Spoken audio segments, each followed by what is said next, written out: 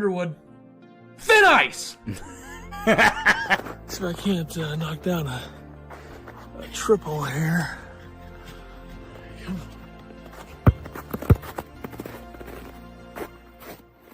Woo, okay. Didn't even miss a shot this entire time, so take that. This better be good for the team.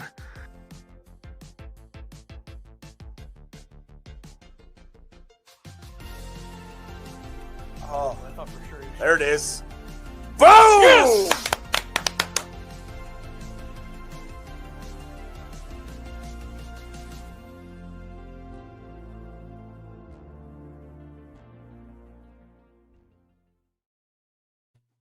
All right, Illini Basketball Podcast, episode 277, November 13th, 2025. Illinois coming off of a Tuesday night victory over the Red Raiders of Texas Tech. So we'll discuss that to lead the show. I think a lot of people kind of expected that to be the lead, and hate to break it to everybody, but they were right. That's the lead. There you go. Yeah. Yeah. Great stuff. Part of the show is that my intros are terrible. So just explain the joke to people who aren't listening or who are listening for the first time. It's all on purpose, folks. And if you like intros like that, don't forget to subscribe, like, comment. We appreciate you. Go buy merch over at Illini Basketball Podcast _fourthwall.shop. I think I messed that up. _shop.fourthwall. I don't know. It's somewhere. There it is. Illini Basketball Podcast _shop.fourthwall.com. Go buy your merch over there. Ethan said we were going to change the hoodies so people could actually buy them, but I don't think he's done that yet. So, yeah, I looked at it. I'll have to do a couple different, because then I have to redo the design. It's a whole big thing. All right. Yeah. Lots to talk about this game. Dominant first half by Illinois. Toppin kind of went off in the second half. Big Z, good first half. Didn't see him a lot the second half. We'll get into all that. But first, player of the game. We both went with Andrei Stojakovic, or Stoy, as Ethan is going to call him now, I believe. I don't know. Either one works. Yeah. He went 11 for 16 from the field, 0 for 1 from 3, 1 for 2 from the stripe, had 3 rebounds, an assist, a turnover, 3 steals, 2 blocks, 1 at the end of the game to kind of seal it. 26 points for him. Pretty phenomenal second half and close to the game for Andre. Yeah. I think the biggest thing here is that he didn't attempt a 3, and he attempted 1 3, sorry, and he had 1 free throw. So 22 of those points are 11 twos. Yeah. And most of it was driving to the hoop and scoring, which he makes look very easy. I guess we'll get into it later, but I think a big part of this game for me, with, I don't know if it's concern or what the word that I would use to describe it, is how poorly Illinois shot it from 3 in this game. I guess we'll get into that later, but I guess both teams did shoot poorly from 3. Yeah. Illinois did, I don't think, had one the second half.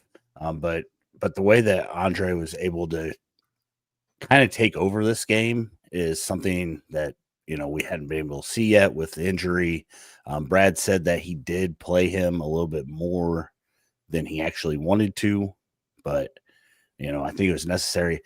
I was pretty impressed with his defensive abilities too. I know Brad had talked in the preseason about how, he could be one of the best wing defenders in the league.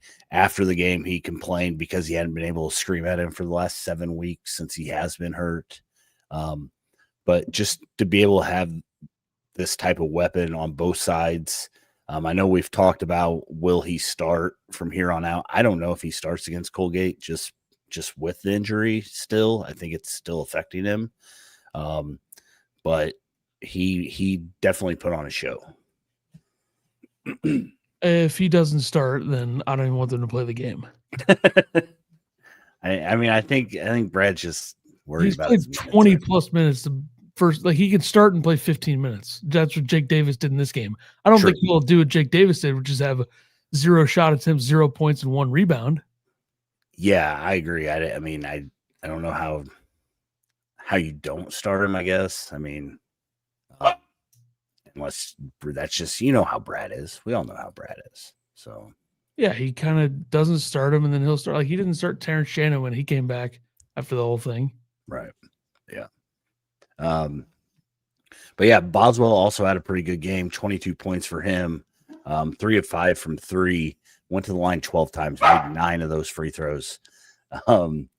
He did have 4 turnovers, but all around he had a pretty big basket late in the game. Little hesitation drive. I'm gonna go take care of that. Go ahead. Right. Yeah, Kylan Boswell, A+ season so far. There's no doubt. You look at the way he's played. He's played exactly how you'd want a guy who's playing his 4th year of college basketball as a 20-year-old to play. And that's what you need at the guard spot. Like, we don't know what Petrovic is going to be. We don't know what he's going to give them when he's there. So the fact that Boswell's been so good so far this year is, I think, a good sign, especially when you're playing Alabama, you're playing UConn, Tennessee, you're playing these high-level team, Texas Tech, you're playing these high-level top 20 level schools in the non-conference. You need a guy like Boswell to control things. And I think that's where Stoy and Boswell will be a big part of these big non-conference games like they were in this one. They're both experienced. I know Stoy's in his 3rd year, Boswell's in his 4th. They both seem like guys who the game doesn't speed up for them at all.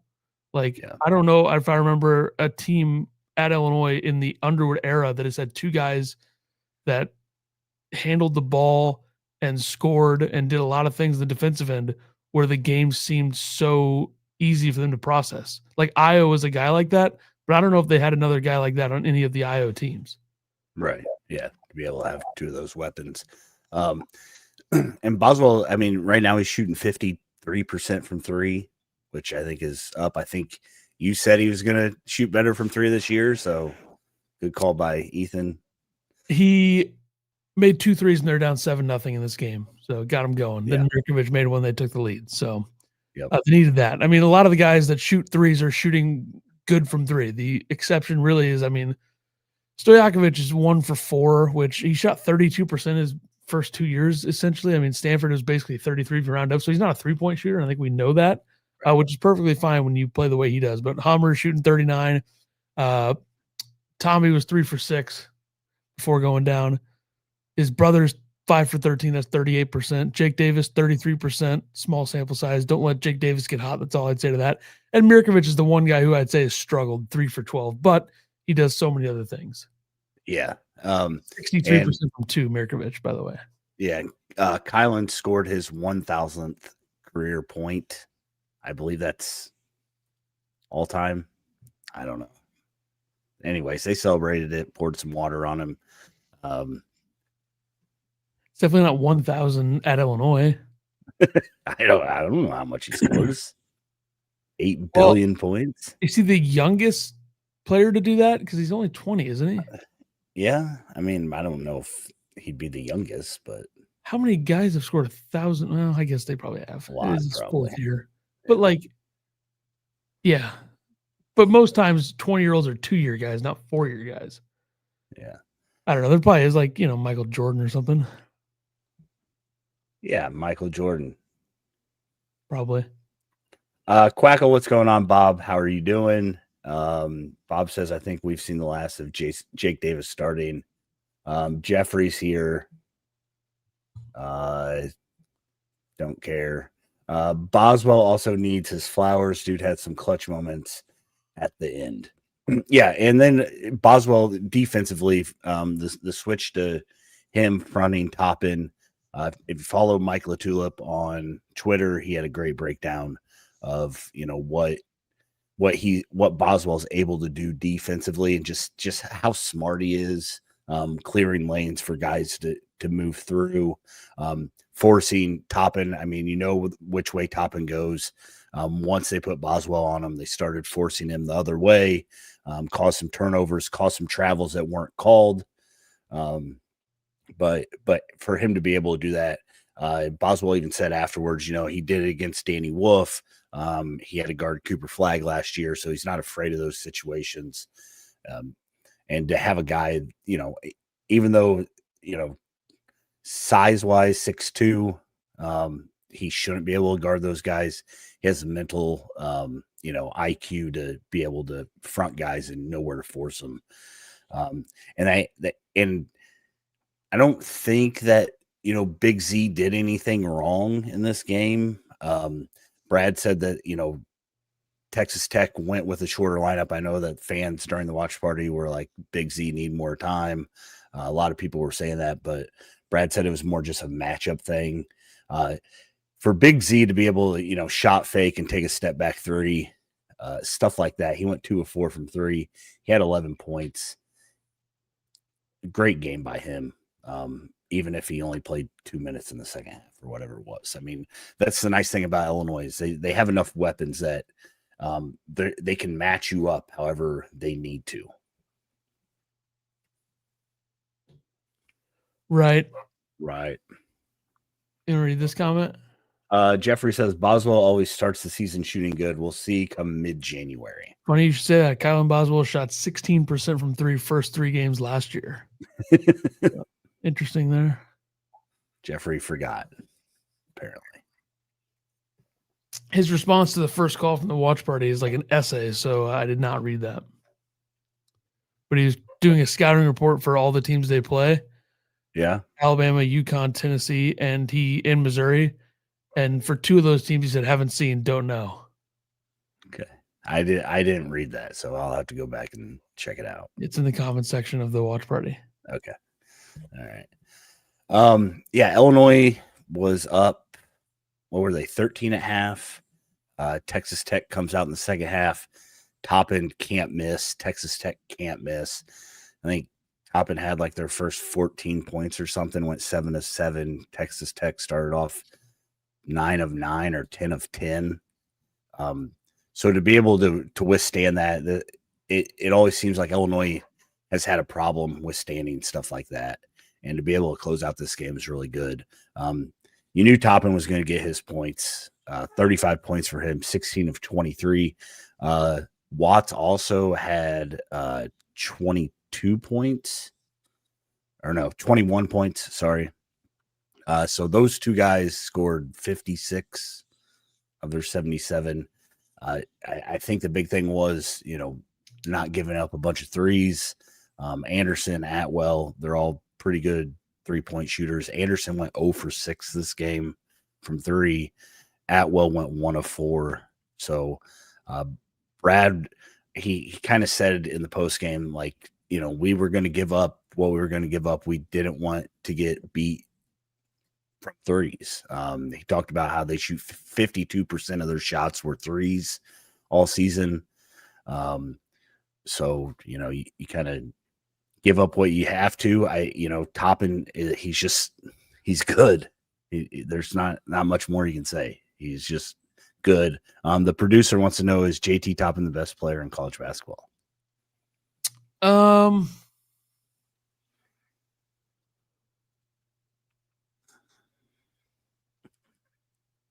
No comment. Okay. Hey, what's up, Franks? Thanks for stopping by. But I did pick him to win National Player of the Year. You know what movie? Did. That's why I was. What movie it is? Yeah. Major League? No. I do not know what that is. Moneyball? Yeah, there you go. It's on AMC. I don't know. I just threw it on. Great film. Absolutely best baseball movie of all time, no doubt. Yeah, a lot of this potential fodder in the doc here is pointless. So, I mean, it's stuff we've talked about. You want to talk about Illinois' 3-point shooting? They did not make a 3 in the second half. Yeah, 32% in this game, not great. But I mean, they are shooting 39% from the year. They were smoking hot the first 2 games. I was going to say 32 is like what they shot last year, right? So it's not. Yeah, it's not terrible, but I want to shoot 40% every game. Okay. Colgate is 167th. 32% of the team is not that bad, but still, we have standards here. Colgate is holding teams 32.1% so far this year. Michigan State shot 6 for 21 against them, 28.6%. And Colgate lost to Northeastern somehow, and Northeastern shot 17% from three against them. How many threes did Illinois take in the second half? I have to pull up the second half stats. I mean, I guess the biggest positive is, I mean, Illinois relied on threes, and to be able to beat Texas Tech without having to rely on threes, you got to feel pretty good about that. You pulling it up, or what are you doing? Yep. Okay. While you do that, the producer, 0 for 7. Over 7. So they only took 7 threes. That's Texas Tech went 2 for 10. That's pretty good. Would you cancel Jake Davis wig day knowing he should only play garbage time minutes? Great question. I think it's valid. It's fair. We're just Jake Davis haters now because he had one bad game. He's a fine player. I just don't know where he fits. Were you surprised Hummerkaus was playing late game? No, because of the lineup. Like, if that's a normal, like, I think Tommy is playing in that spot if he's healthy. Yeah. So I don't think we'll have to worry about Hummer fucking up a late game situation anytime soon. Hopefully, if Tommy comes back in the next couple of weeks. Yeah. We did. I also failed to mention Big Z had 3 blocks this game. So, yeah, he was fine. I don't know what we're supposed to do with this Kelly Pfeiffer thing. Like, what is that even for? Like, I think just for us, maybe. But Michael Cera wearing a fake muscle undershirt in Arrested Development, which is probably the greatest not talked about enough show of all time, Arrested Development, and wildly underrated in the sense that Fox canceling it after 3 seasons was a criminal offense. But yeah, I don't know what we're supposed to do. That and did he even spell the Kelly's name correctly? I don't know. Yeah, there's not enough E's. There's definitely 2 E's in that instead of 1. So right now it's spelled Pfeiffer. Good thing he's not around today. Yeah, exactly. Terrible. Bob says last year's team would have folded after Texas Tech's run to start the second half. They definitely don't win this game last year in November. Or probably the year before that. Philip says Texas Tech fans whining about foul calls. Yeah, we'll get to that. We got a new segment, Stat of the Day, instead of Stat of the Week, I guess. Texas Tech was the first ranked non-conference win at home underneath the Brad Underwood era. Brad was shocked and disgusted and called himself a bad coach. The losses were to Arizona, Marquette, and Tennessee. All very close games. Yeah. He was talking about Plummer's 5-second call against who would that have been against? Arizona. He said they were talking about that before the game and how they had the lead in all 3 of those games. I guarantee it. Yeah, I think you're right. So, but yeah, he said that he's going to continue to bring, big teams to State Farm. And not Alabama, though. Hopefully he can get that record to 500 someday. So,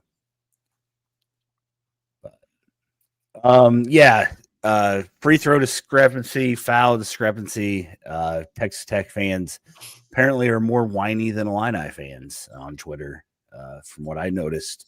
23-4 on the free throw discrepancy, with 2 of those coming from the flagrant one on Boswell. I don't know if Texas Tech just doesn't understand how you draw fouls, but their players shoot threes and Toppin doesn't go up towards the hoop. Everything's kind of falling away. If anything, I thought Texas Tech probably fouled more than what they actually called. I mean, their defense plays overly aggressive, making refs, make foul calls. They should be happy that they didn't call the 7 travels on Toppin during the game. I was going to say, you could count on at least 5 more travels that could have been called. And there was already like 4 or 5 called on them. Yeah. So, I don't know. I if it was the other way, I'm sure the Illinois fans would have been the same way. So I kind of get it. But Stojakovic said afterwards that him and Boswell talked about it all summer. It was kind of drilled into him, the continuation foul, going to the basket strong. And that's what Illinois does. I mean, that's what Kylan Boswell does. And Boswell took 12 of those free throws. He took more than half of the free throws for the team. So, Boswell also, again, got that flagrant one at the end of the game. I think it could have went either way. Boswell said, quote, he was pissed about it. Fran Fraschilla was on Twitter saying that it's an obvious flagrant one. I don't think it's a flagrant one if the guy doesn't fall down. I don't know if he actually flopped. I think his knee buckled or he slipped or whatever. The fact that they went over and looked at it one time and they just said, okay, that's a flagrant one is kind of crazy. I think Fran was the only media head that said, yeah, that is always a flagrant one. Fran Fraschilla is a fucking loser. Yeah. Yeah. So, it is what it is. Luckily it didn't cost Illinois the game. Luckily, Stojakovic had that huge block to kind of seal this for Illinois. And I think it would have, fouls were 2-19 or something before all that flagrant stuff. So it is what it is. Jim says Toppin's baby left-hand hook is very hard to block or hit his arm while shooting. That kind of shot doesn't draw many fouls. Yeah, exactly. So... Yep. Yep. Other notes and quotes. I have to go over all this. I typed a lot. Illinois wins the rebounding battle 34-30. Not a huge win in the rebounding battle, but Brad told the team if they won that, they'd win the game. That's what happened. Illinois, this is where I'm kind of worried. I know Illinois got a bunch of studs. We did see a lot of ISO ball late in the game. Illinois 5 assists. Texas Tech had 20 assists. A lot of those were dump passes to Toppin, of course. But are you worried about Illinois only having 5 assists this game? No.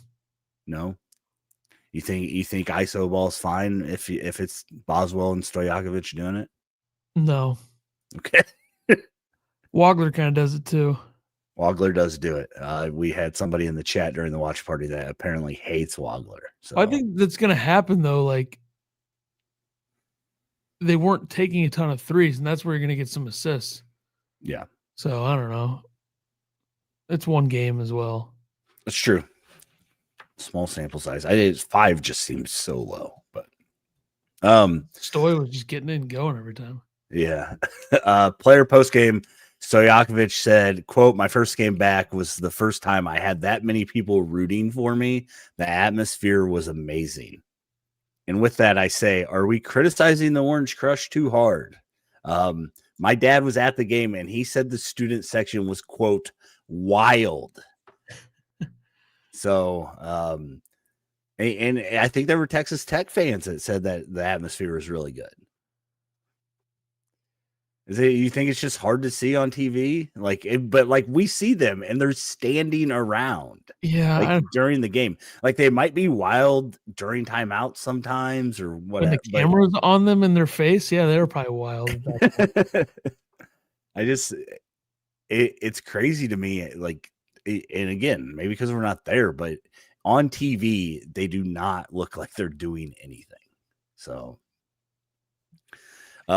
Boswell talked about basically recruiting Stojakovic to Illinois, and he said, quote, I was probably bugging this kid. When I found out we were interested in him, I immediately texted him. He was one of my favorite players watching during the summer. Big shout out to me for doing that. Stojakovic followed up with, I guess I'm glad he harassed me. Nobody knew the injuries were going to play out like this. Having Kai on the team and defenders like Ty Rogers coming back and Tommy coming back, I knew we were going to have such great potential on both sides of the floor. Where is Ty Rogers? He's hurt. He's not playing. That's what he's saying. He thought. I know, but doesn't matter.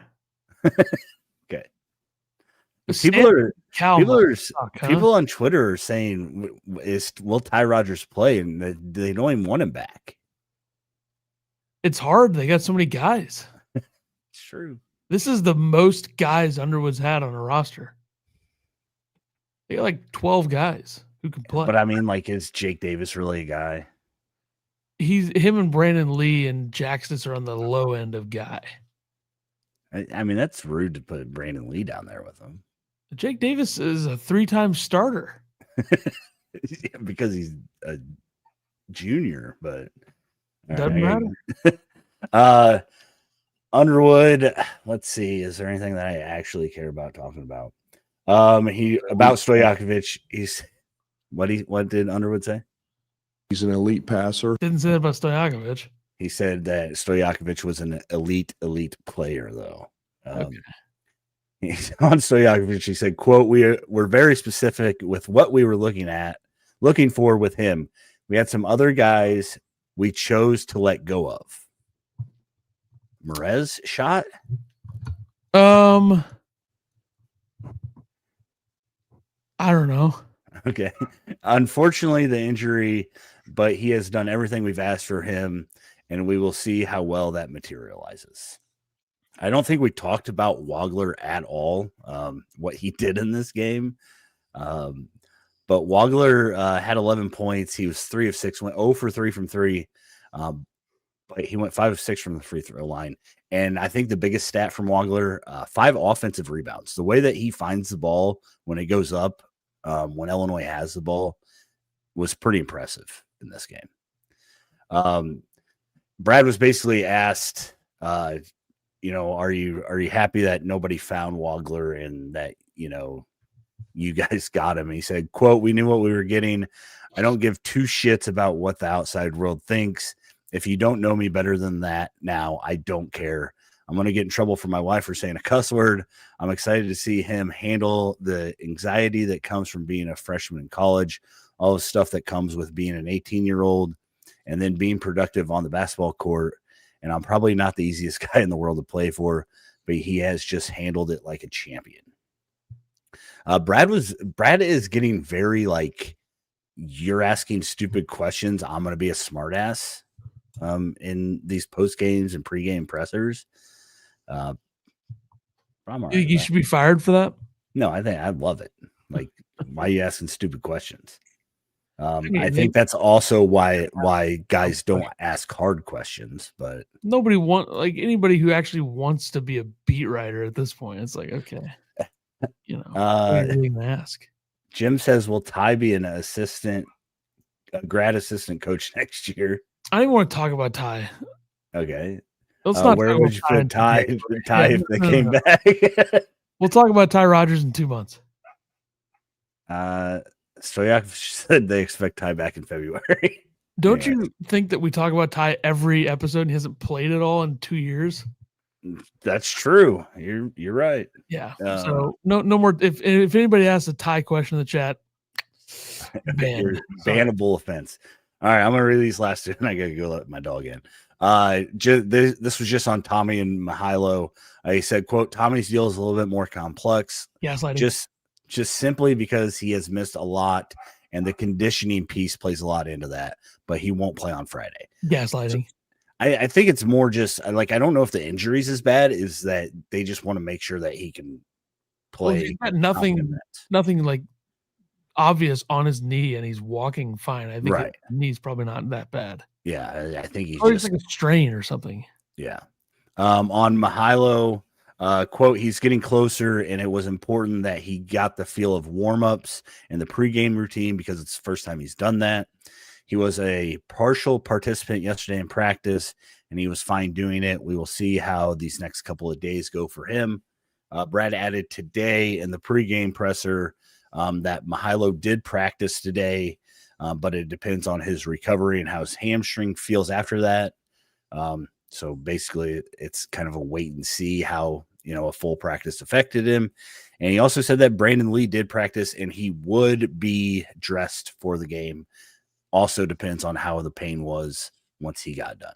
So, I think that's the most surprising thing of all this, that Brandon Lee is like ready to play. Yeah, I think the boot was just a precaution. It sounds like a sprain, but they didn't want him to. Like, I don't think it was a bootable offense, but right.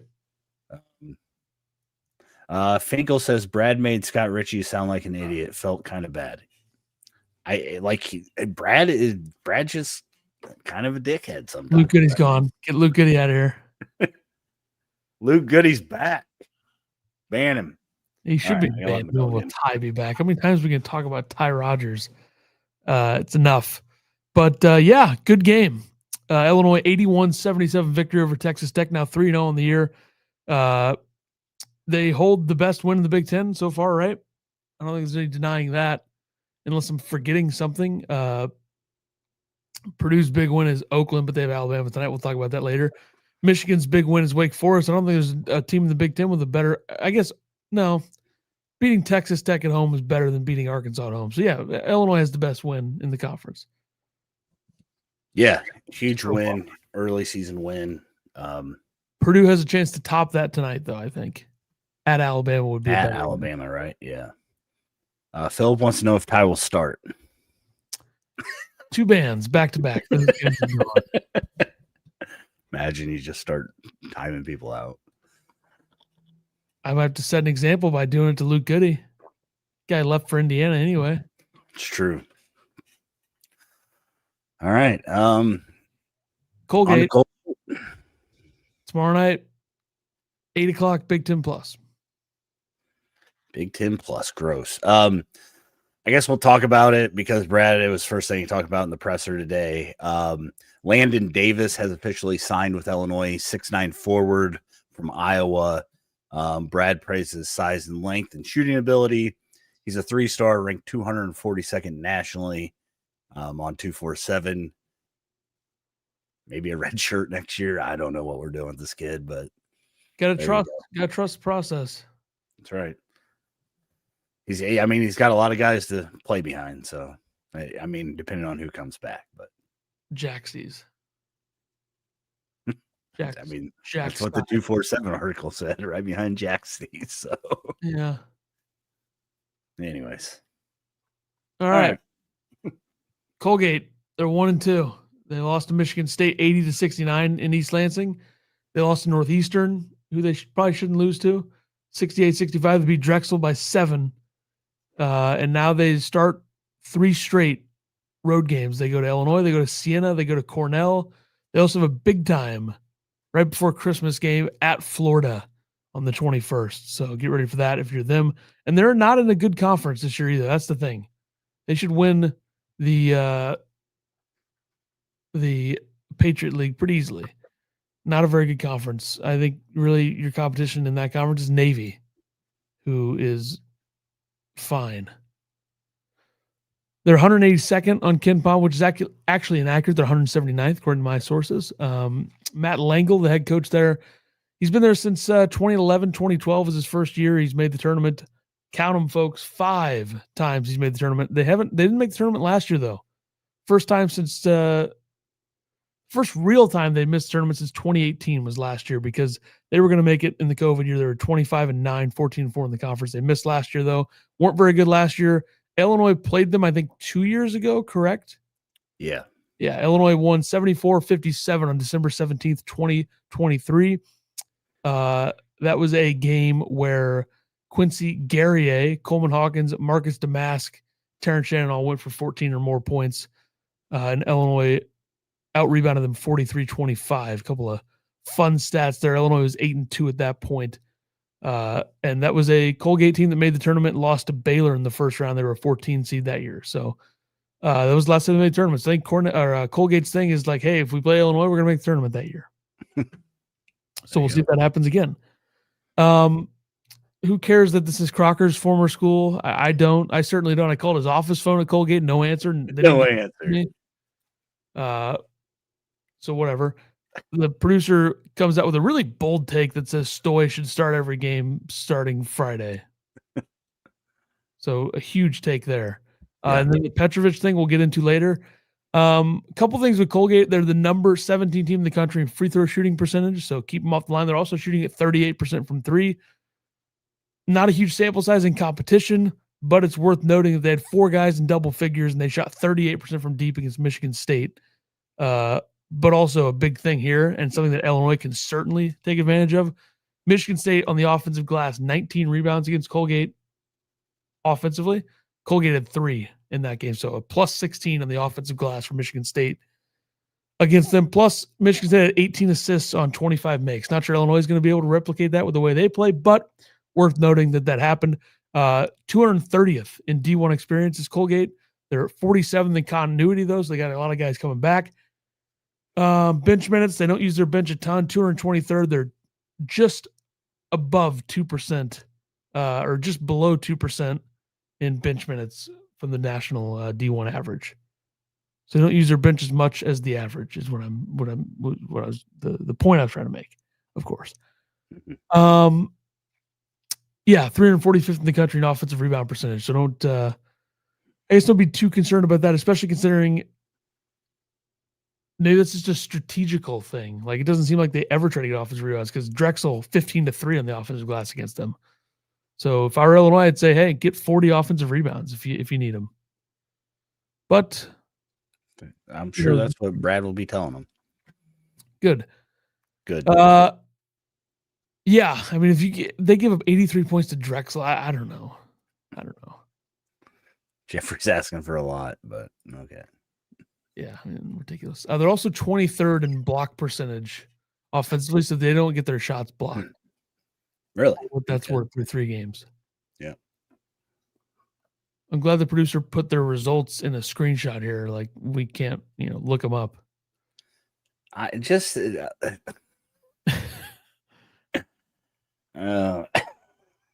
anyways, can you just stop trying to piss the producer off? Because look at all the work he didn't have to do. I think if he's going to be a part of this, he's got to know that's coming. And that was nothing. That was just a little jab. True. And he portrays himself as a guy who's in on the joke and all that. So I think he'll be fine. Lazy Forrest Gump is predicting that we end up with more rebounds than Colgate does points. Bold claim. All right, players to watch.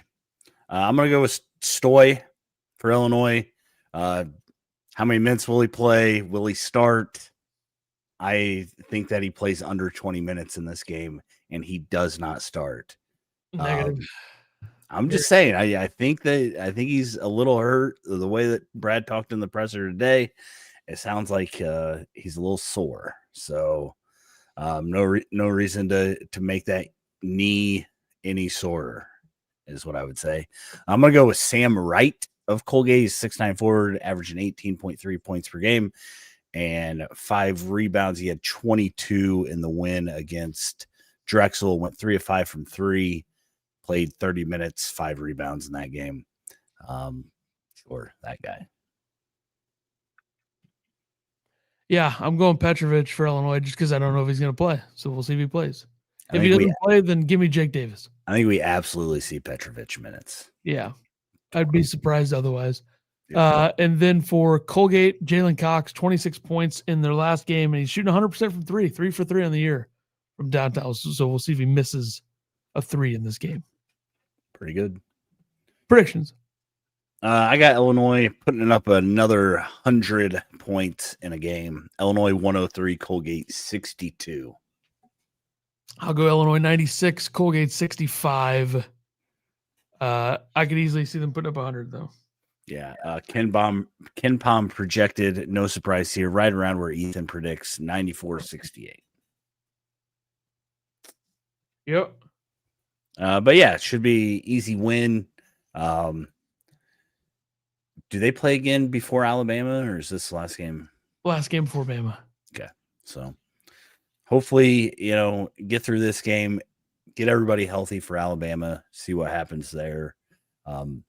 Brad, again, talks a lot about how this team hasn't even practiced together, so he doesn't even know what to tell you how good they can be once they do. So Power rankings of the week put together by the producer. Who do you trust the most in this early season to take a game-deciding final shot? The producer goes 3 is Wagler. 2 is Kylan. Number 1, Andre. I'm going to go Merck at 3, Kylan at 2. Obviously, Stojakovic is the guy that's going to be taking the final shot right now. Yeah, I got Kylan third. Tomislav Ivicic second because what the hell? He's not even playing. He's played a game this year though. He counts. Also, even if he's in street clothes, he'd be my number 2. It doesn't matter. And then Stoy number 1. Yeah, obviously. I mean, Stoy's done nothing but prove that he should be number 1. Yeah, unless it's a 3. If it's a 3, it's got to be Tommy or Bob.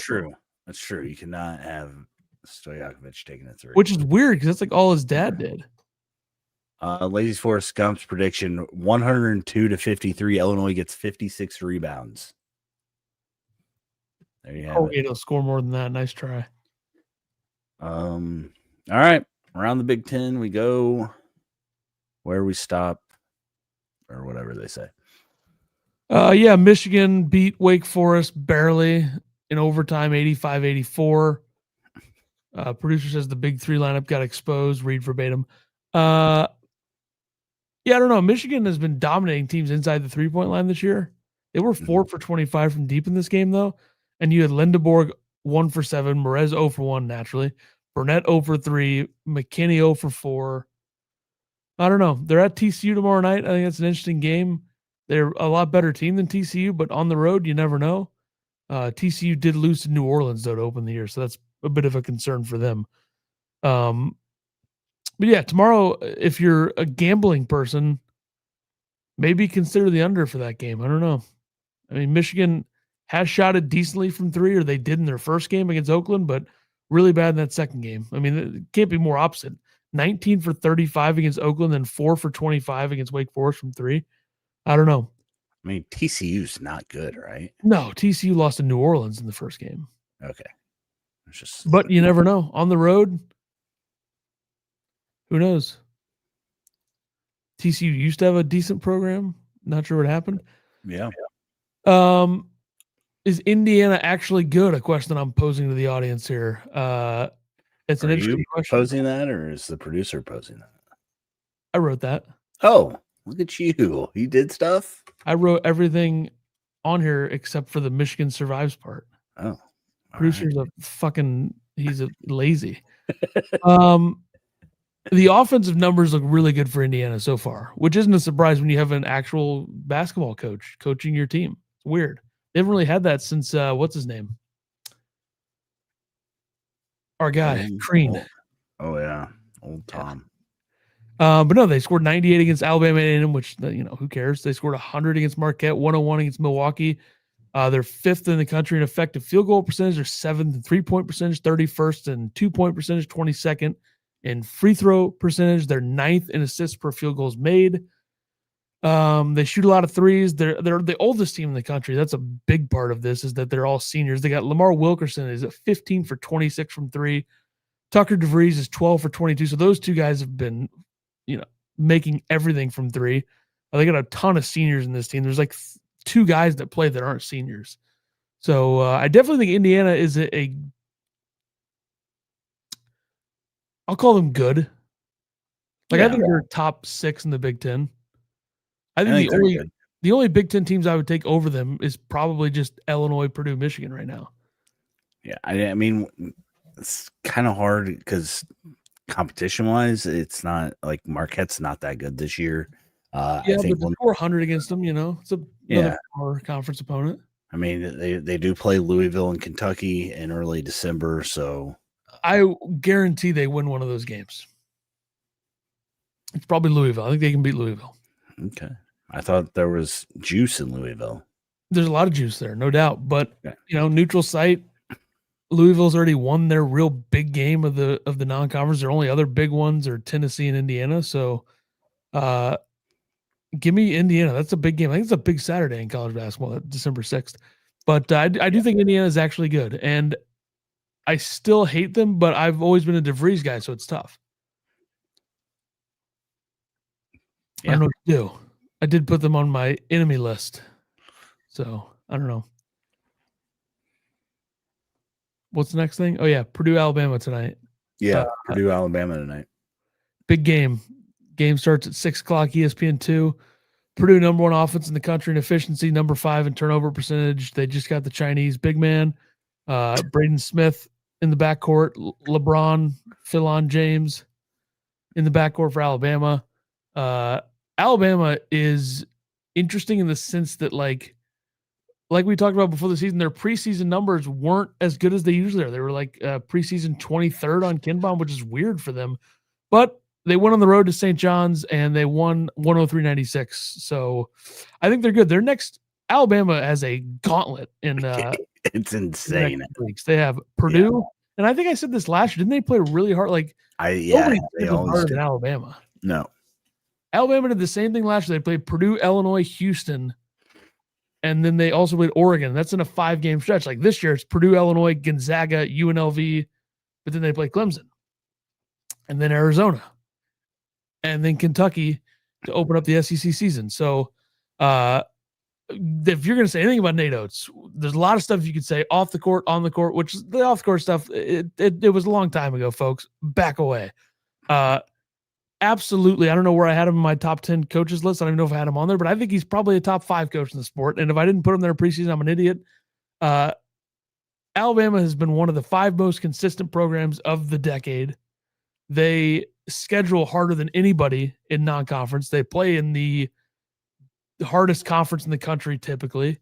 And I think that's what makes them great. And they scored 103 against St. John's. You had 21 from Aiden Holloway, 25 from LeBron, Philon James, and then Taylor Bowen putting up 17, and Wrightsell off the bench was 17. So Alabama, I think, is as good as it gets. Free throw shooting, not great. But it'll be a big game tonight. I think Alabama wins that game tonight. I do think Bama wins. Number 2 tempo, get them going. They're athletic. Last year, they probably shouldn't have lost at Purdue, but that was at Purdue at Mackey. And it was a weird game because they couldn't stop TKR. You had 26 and 8 and 4 against them. Yeah, and TKR is back for this game, so I think that was announced today. I still think I think Bama wins this by 10. Honestly, Bama isn't tough on the inside and not as physical, but they're big and they're really athletic. Yeah, and I don't know if I would view them as that physical. I mean, they did Cliff and Stevenson, I guess, but I don't know. You look at their lineup, though. They start 6'11" Sherrill, 6'10" Bowen. They got 6'5", 6'4" guys at guard or wing, and then Holloway running the point. I don't know. I think they're big and athletic enough to really create an issue for Purdue, especially in Tuscaloosa. You got to win this game for Alabama. I'll go Alabama 88. Purdue 68. Purdue's laid some eggs this year. I think it's gonna be like 98, 87 or something. Like Bama by 20. Heard it here first. Let's see. People don't talk enough about how pathetic USC's non-conference schedule is. So we're gonna talk about it. Exactly. We're gonna expose it for what it is. I'm disappointed in the Must Bus. I mean, listen to this. They play Cal Poly, 216th ranked team, Manhattan 247th, then Illinois State, Troy, and like their big game is Boise State. Like what? It's bad. And then they play San Diego, Washington State, UTSA, and Brown before Big Ten play with Oregon and Washington mixed in. Like that is atrocious. That is an atrocity. There's one, their 300th hardest non-conference schedule according to KenPom. That's an atrocity. That's like Minnesota type stuff. And I don't like this USC team very much at all. I think I liked them more preseason than I should have. I don't like them at all. I don't know what it is. But it's the Must Bus, so I won't give up on them. Another school that came over from the Pac-12 that does have, not a really hard non-conference schedule, but they did go on the road to Baylor, and they lost. That's Washington, 78-69. The rest of their non-conference schedule is pathetic. Their next, their only other 2 teams that they play inside the top 100 are fringe top 100 metric teams, and that's Nevada and Utah. But Washington lost at Baylor 78-69. And then here's a trivia question for everybody. What Big Ten school has the longest active win streak in the nation of 7 dating back to last season?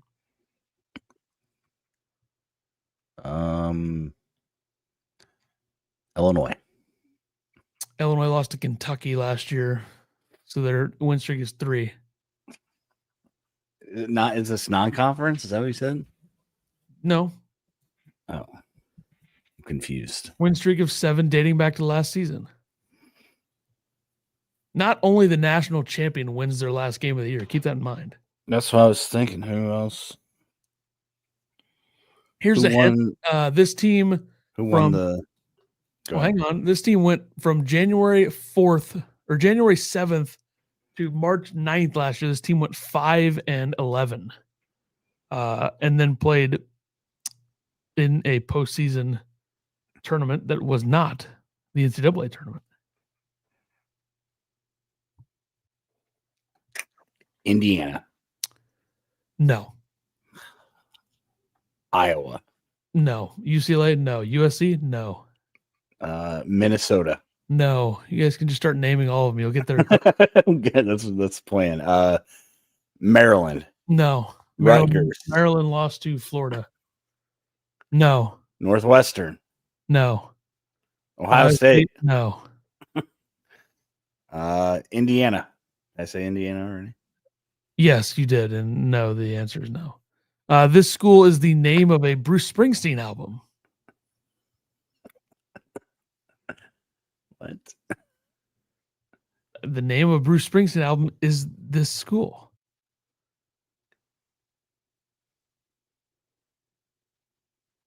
I'll sit here in silence. I don't care. Nebraska. There you go. Thank you, Bootzilla. Nebraska has a 7-game win streak. They won 4 straight to end the year last year. They've won 3 straight to begin the year this year. What tournament did they win? What was it called? I don't know. That I didn't look up. They have the longest active win streak in the nation because Florida lost to Arizona. Florida going into the season was already riding a 12-game win streak. Like if they would have beaten Arizona, College 14 basketball crown. There you go. Grass and Nebraska are winning some fake bullshit. What's up, Cheesang? How you doing? Do you think Rink Mast is going to go for 40 against Illinois? Probably not, right? We got the size this time. I mean, last time it was Coleman Hawkins guarding him, and no offense to Coleman, but that's just not a good matchup for him. No shot. All right, cool. Let's get this going. We got a game in 7 minutes to watch, and then I got to go to 8th grade night and watch girls basketball. Absolutely. So I only get to watch half of the Purdue Alabama game. Right. Updated Big Ten rankings in KenPom, Bart Torvik, and Evan Maya.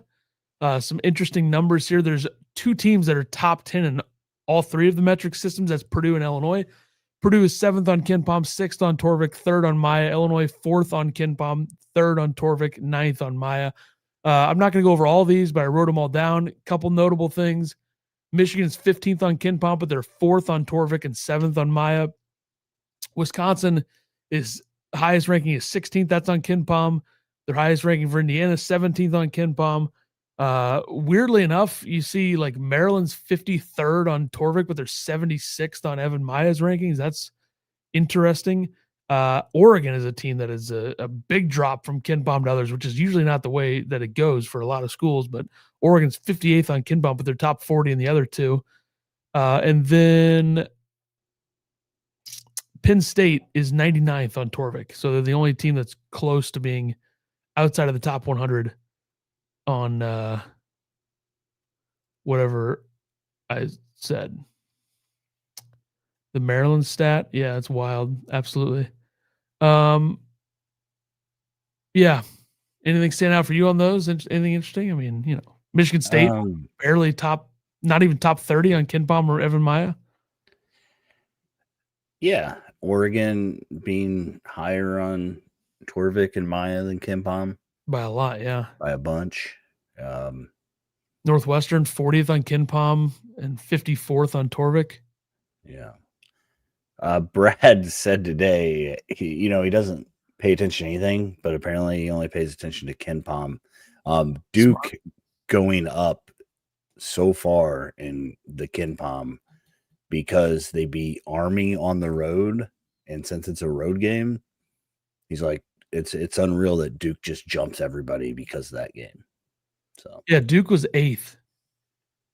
and they went to 2nd, I think. Yeah, they beat Army by 55. An Army team who, by the way, sucks. Like an Army team that's worse ranked. They're worse on KenPom by 68 spots to Jackson State. Who, okay, Illinois should have gone on the road and beaten Jackson State by 50. You know, that's just, there's got to be some sort of weight to that when you're playing, at Army. Army, who, like, no offense, I mean, obviously all heroic figures in the world, but my God, they can't feel a competitive basketball team. They get 2 guys who are 5'10", which that means they're like 5'8" or 5'9" in reality. True. Yeah, Cheesing says Dame Sar averaging 5 Who? points. Dame, that's how you say his name. Did you know that? Jesus, We called him Dame for all those. loser. Of the team. Dame. Yeah, I don't think we missed out on him. I don't feel like that was a big miss. And I think that's probably who Brad was kind of talking about when he said we stopped pursuing other people. I was thinking him or pursuing the idea of trying to get Will Riley to come back, which I think they could have tried. I don't think they did, but I'm saying, they maybe thought about it. Yeah. Dame Sar is 50% from 3 though. Woo. 5 for 10, way better than Mirkovic. There you go. All right. Last segment, which is a dumb one, which hopefully we cancel at some point in the next couple days. Does Ethan know ball? These are non-ball questions, but I guess they kind of relate. Ethan will be asked 3 questions. If he gets one wrong, we have to take calls after the. Are we doing a watch party tomorrow? It's Big 10 plus. We have to. Yeah. Right? And we are going to be doing one for the next night, but I don't even know when we're going to do one after tomorrow either. Yeah. We have Alabama as a Wednesday, right? You can't do that. Yeah. And then I guess we could always do like just a watch party on here, like you there, me here, whatever. That'd be a lot easier for certain games since I don't have to redo the setup every time, which is my fault. I take responsibility for the fact that I have to redo the setup. But since it's on Big 10 Plus, I think it's probably the easiest way to do it. Yeah. Anyways, we'll talk about that. We'll probably be live for the game tomorrow just because it's on Big 10 Plus. But all right, does Ethan know ball? Question number 1: breakout star Andrei Stojakovic's mother had a former profession. What was it? I don't know how he thought you would know this. Like, I had no idea. This has nothing to do with basketball. None of these do. These aren't really does Ethan know ball questions. I'm allowed to make fun of him as much as I want after this stupid shit. Do you, tennis? I don't know. She's European. I mean, a professional basketball player. What kind of girl do you think he'd be married to? What Cheesang said? I don't know. Cheerleader? Cheesang probably knows, huh? A model. Yes, Cheesang wins. 0 for 1. 1 for 1.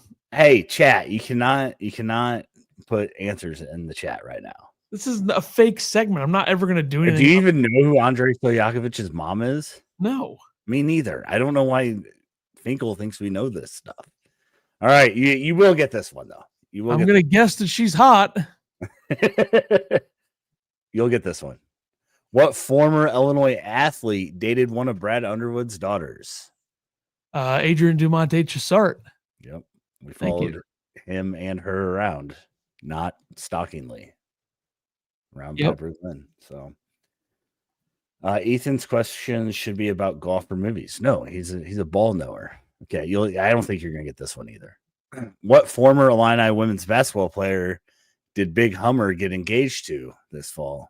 Oh, dang it. I don't care about women's basketball. Damn it. Michaela Cook. I don't know. Adela McKenzie. Adelia McKenzie. I don't know. Jeez, I wish I knew that. I really pay close attention to the Illini women's program, which, hey, props to them. They're more relevant than ever before, whether they're good or not. I thought you were going to get all of these. So just crazy to me. Like, I knew you'd get the Dumont Chassart one or whatever, but don't even know how to say his name, but Yeah, because we stalked Underwood's daughter, like you said. yeah, because we stalked his daughter and him. Yeah. But how's he doing? Did he get his card? I think he got his card this year. Are they not dating anymore, producer? Does I he think know they're this? engaged. I was gonna say, why did it say dated? Like it's past tense. I don't know. Is there gonna be a why D Brown left the program question? No. All right, go watch Purdue, Alabama, folks. Should be tipping here shortly. What are your thoughts on the Internet Invitational? I don't even know if you've been watching it. Live premiering tonight, and they're just going to spoil it all over Twitter. So, like, I can't get on Twitter until I start watching it later tonight. I have no idea because I haven't been watching. So good luck to all the competitors. Sounds good. I'm not All like right. LeBron James. I'm not obsessed with YouTube golf. Exit us out of here. LeBron literally tweets like a 13-year-old. He definitely does. He definitely Bizarre. does. It's probably not as weird as Magic Johnson's tweets, but it's up there. What is this as the Illini turn? Okay. We'll see everybody maybe tomorrow, probably tomorrow night, but who knows? All right. Goodbye. Underwood. Thin ice!